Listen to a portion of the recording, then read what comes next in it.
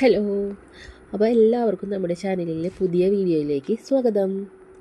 അപ്പോൾ ഇന്ന് നമ്മൾ പറയാൻ പോകുന്നത് പ്രഗ്നൻസി പ്ലാൻ ചെയ്യുന്നവർക്കും അതുപോലെ പ്രഗ്നൻ്റ് ആണോ എന്ന് സംശയമുള്ളവർക്കും ഉപകാരപ്പെടുന്ന ഒരു വീഡിയോ ആണ്. അതിനു മുൻപ് എൻ്റെ വീഡിയോ ആദ്യമായിട്ടാണ് കാണുന്നതെങ്കിൽ ഒന്ന് സബ്സ്ക്രൈബ് ചെയ്യണേ. അപ്പോൾ നമുക്ക് വിഷയത്തിലോട്ട് വരാം. അതായത് പീരീഡ്സ് ഡേറ്റിന് മുൻപ് തന്നെ നമ്മൾ പ്രഗ്നൻ്റ് ആണോ എന്നറിയാനുള്ള കുറച്ച് ലക്ഷണങ്ങളാണ് ഞാൻ ഇന്ന് ഈ വീഡിയോയിൽ പറയാൻ പോകുന്നത്. പീരീഡ്സ് ആവുന്നതിന് ഒരാഴ്ച മുമ്പ് തന്നെ ഈ ലക്ഷണങ്ങളൊക്കെ നമുക്ക് കണ്ടു തുടങ്ങും. അപ്പോൾ അത് ഏതൊക്കെയാണെന്ന് നമുക്ക് നോക്കാം. നമ്മൾ പ്രഗ്നൻ്റ് ആണെങ്കിൽ നമ്മുടെ ബോഡി പാർട്സിൽ ആദ്യം അനുഭവപ്പെടുന്നത് ബ്രസ്റ്റിൽ ഉണ്ടാകുന്ന വ്യത്യാസങ്ങളാണ്. ബ്രസ്റ്റ് പെയിൻ അത് നമുക്ക് പീരീഡ്സ് സമയത്തും അനുഭവപ്പെടാം. എന്നാൽ പ്രഗ്നൻ്റ് ആണെങ്കിൽ ബ്രസ്റ്റ് ഭയങ്കര ഭാരമുള്ളതായും ടൈറ്റായതുപോലെയൊക്കെയും തോന്നും. അതുപോലെ തന്നെ നമ്മൾ നിപ്പിളിൻ്റെ ഭാഗില്ലേ, അതിന് ചുറ്റുമുള്ള സർക്കിളും നിപ്പിളും ഒക്കെ നമുക്ക് ഭയങ്കര ഡാർക്കായിട്ട് തോന്നും.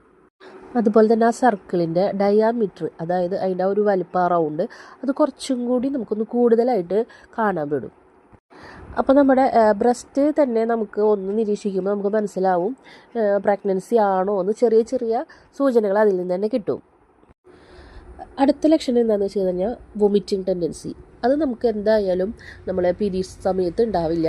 നമുക്ക് ഈ ഒരു പ്രഗ്നൻസി സമയത്ത് തന്നെയാണ് നമുക്ക് വൊമിറ്റിംഗ് ടെൻഡൻസി ഉണ്ടാവുക. അതേപോലെ തന്നെ രാവിലെ എഴുന്നേൽക്കും നമുക്ക് ഭയങ്കരമായിട്ടുള്ള ക്ഷീണം തോന്നും. അതേപോലെ തന്നെ ഭയങ്കര ബാക്ക് പെയിനും ആയിരിക്കും. നമ്മൾ പീരീഡ്സിന് നമുക്ക് ബാക്ക് പെയിൻ ഉണ്ടാവും, ക്ഷീണം ഉണ്ടാവുമെങ്കിൽ കൂടിയിട്ട് നമുക്ക് ഈ വോമിറ്റിംഗ് ടെൻഡൻസിയോട് കൂടിയിട്ടുള്ളൊരു ക്ഷീണമായിരിക്കും നമുക്ക് പ്രഗ്നൻസി സമയത്ത് ഉണ്ടാവാം.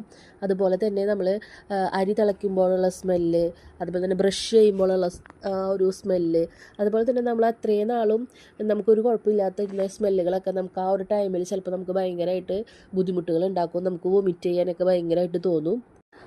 അതുപോലെ തന്നെ ഉണ്ടാവുന്ന വേറൊരു കാര്യമാണ് നമ്മുടെ ബോഡി ടെമ്പറേച്ചർ. അത്രയും നാൾ നമ്മുടെ ബോഡി ടെമ്പറേച്ചറൊന്നും അധികം ഒരു കുഴപ്പമില്ലാത്ത ലെവലിലാണ് പോയതെങ്കിൽ നമ്മൾ പ്രഗ്നൻസി ആണെങ്കിൽ നമ്മുടെ ബോഡി ടെമ്പറേച്ചർ കുറച്ചും കൂടി കൂടുതലായിട്ട് നമുക്ക് അനുഭവപ്പെടും. അത് നമ്മുടെ പ്രഗ്നൻസി ജേണി ഫുള്ളായിട്ടും ഉണ്ടാവും കേട്ടോ. നമ്മുടെ ടെമ്പറേച്ചർ എപ്പോഴും കുറച്ച് ചൂടായിട്ട് തന്നെയായിരിക്കും ഉണ്ടാവുക. അത് നമുക്ക് പെട്ടെന്ന് മനസ്സിലാക്കാനും പറ്റും. നമ്മുടെ ശരീരത്തിൽ ഇത്രയും നാളത്തെ താപനില ആവില്ല. നമ്മൾ പ്രഗ്നൻ്റ് ആകുമ്പോൾ ഭയങ്കര ചൂട് നമുക്ക് ഫീൽ ചെയ്യും. അതുപോലെ തന്നെയാണ് നമുക്ക് എപ്പോഴും യൂറിൻ ഇൻഫെക്ഷൻ ഉള്ള പോലെ തോന്നും. അതായത് നമുക്ക് എപ്പോഴും യൂറിൻ പാസ് ചെയ്യണം തോന്നും. എന്നാൽ നമുക്ക് ബാത്റൂമിൽ ചെല്ലുമ്പോൾ യൂറിൻ ഒട്ടും ഇല്ലതാനും. അങ്ങനെ നമുക്ക് എപ്പോഴും യൂറിൻ ഒഴിക്കണമെന്ന് നമുക്ക് തോന്നും. പിന്നെ ഒരു 25% ആളുകളിലും മാത്രമേ കണ്ടുവരുള്ളൂ അടുത്തത് സ്പോട്ടിംഗ് എന്ന് പറയും. അതായത് ഈ ഇംപ്ലാന്റേഷൻ നടന്നു കഴിഞ്ഞാൽ അപ്പോൾ നമുക്കൊരു സ്പോട്ടിങ് കാണും. ചിലപ്പോൾ ഒരു റെഡിഷ് കളറിലോ മെറൂൺ കളറിലോ ഒക്കെ സ്പോട്ടിങ് നമ്മൾ പീരീഡ്സ് ആണെന്ന് തെറ്റിദ്ധരിക്കും. ചിലപ്പോൾ അത് 2 ദിവസമോ ചിലപ്പോൾ അത് 3 ദിവസം വരെയൊക്കെ ആയാലും നീണ്ടു നിൽക്കും. ചെറുതായിട്ട് സ്പോട്ടിങ് മാത്രമേ ഉണ്ടാവുള്ളൂ കേട്ടോ. അപ്പോൾ അങ്ങനെ കണ്ടു എന്ന് വെച്ചാൽ കൺഫേം ആണ്. ഇത്രയും ലക്ഷണങ്ങൾ പോലെയല്ല, ഇങ്ങനെ ഒരു സ്പോട്ടിങ് കണ്ടാൽ കൺഫേം ആണ് നമ്മൾ എന്തായാലും പ്രഗ്നൻ്റ് ആയിരിക്കും. അതുപോലെ തന്നെ നമുക്ക് പീരീഡ്സിൽ കണ്ടുവരുന്ന കുറേ കാര്യങ്ങളുണ്ട്. മൂഡ് സ്വിങ്സ്, അതൊക്കെ നമുക്ക് ഈ പ്രഗ്നൻസി സമയത്ത് കുറച്ച് കൂടുതലായിരിക്കും. പീരീഡ്സിനേക്കാളും കുറച്ചും കൂടി കൂടുതലായിരിക്കും നമ്മൾ പ്രഗ്നൻ്റ് ആണെങ്കിൽ ഈ മൂഡ് സ്വിങ്സ്. അതായത് സങ്കടവും സന്തോഷവും അങ്ങനെ ദേഷ്യവും ഒക്കെ നമുക്ക് കുറച്ച് കൂടുതലായിട്ട് തോന്നും. അതേപോലെ തന്നെ ഞാൻ എൻ്റെ ഒരു അനുഭവത്തിൽ കണ്ടതാണ്, ഉണ്ടാവുമെന്ന് എനിക്കറിയില്ല, എന്നാലും എനിക്ക് വന്നൊരു ലക്ഷണമാണ് ലൂസ് മോഷൻ. അതായത് നമ്മുടെ ഈ പീരീഡ്സ് ഡേറ്റിനും ഒരു 4-5 ദിവസം മുന്നേ നന്നായിട്ട് ലൂസ് മോഷൻ വന്നിട്ടുണ്ടായിരുന്നു. അപ്പോൾ അങ്ങനെ നമ്മൾ വരാമെന്ന് വെച്ചാൽ ഒരിക്കലും നമ്മൾ മെഡിസിൻസോ ഒന്നും കഴിക്കാതിരിക്കുക. അത്യാവശ്യം വീട്ടിലുള്ള ജാതിക്ക അല്ലെങ്കിൽ ഇഞ്ചി അങ്ങനത്തെ എന്തെങ്കിലും കഴിച്ചാലും കുഴപ്പമില്ല. അപ്പോൾ ചിലപ്പോൾ നമ്മൾ പ്രഗ്നൻസിയുടെ ഒരു സിംറ്റം ആവും ഈ ലൂസ് മോഷൻ.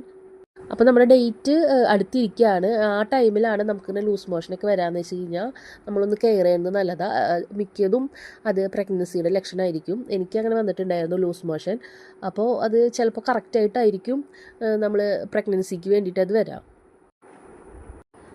നമ്മുടെ ശരീരത്തിലെ പ്രൊജസ്ട്രോണിൻ്റെ ലെവൽ കൂടുന്നത് കൊണ്ടാണ് ഇങ്ങനെയുള്ള ലക്ഷണങ്ങളൊക്കെ നമുക്ക് കാണുന്നത്.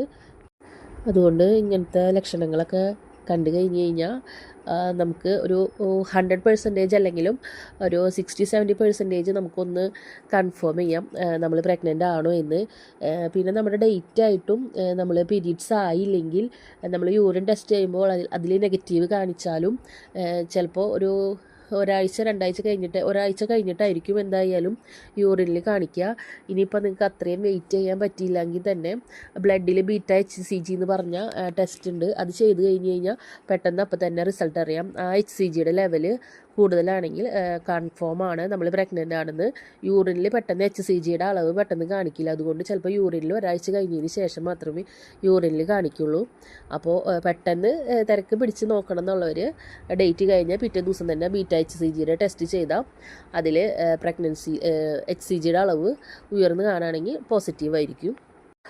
അപ്പോൾ ഈ വീഡിയോ എന്തായാലും നിങ്ങൾക്ക് ഉപകാരപ്പെട്ടു എന്ന് വിചാരിക്കുന്നു. ഉപകാരപ്പെട്ടുവെങ്കിൽ ഈ വീഡിയോ ഒന്ന് ലൈക്ക് ചെയ്യണേ.